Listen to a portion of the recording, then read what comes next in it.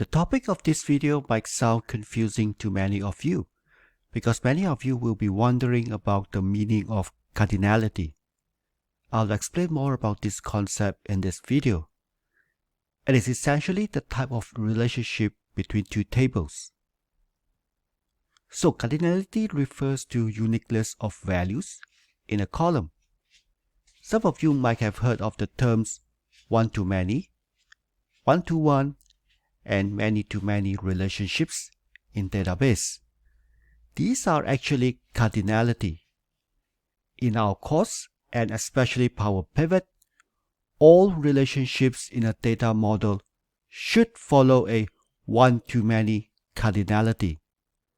What this means is that each column or key used to join tables can only have one instance of each unique value in the lookup table, where these are primary keys, but may have many instances of each unique value in a data table.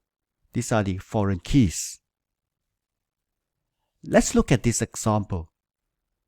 Does it look familiar to you?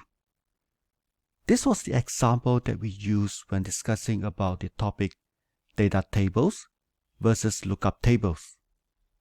Do watch this video again to refresh your memory. Just to refresh your understanding, to link up these two tables, we use the transaction date foreign key in the transactions table to create a one-to-many relationship with calendar lookup table via its primary key date. So a particular date appears only once in the calendar lookup table, but may appear many times in the transactions table. Hence, it is a one-to-many cardinality or relationship. What is a bad cardinality? Bad cardinalities are many-to-many and one-to-one relationships. In many-to-many relationship, you don't have a primary key in the lookup table. Hence, Excel will issue a warning or error message because it will have difficulty in establishing this kind of relationship.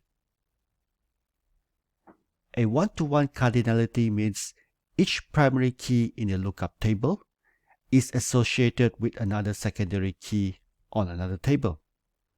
There is nothing wrong with this kind of relationship. It is just inefficient because both tables can be merged.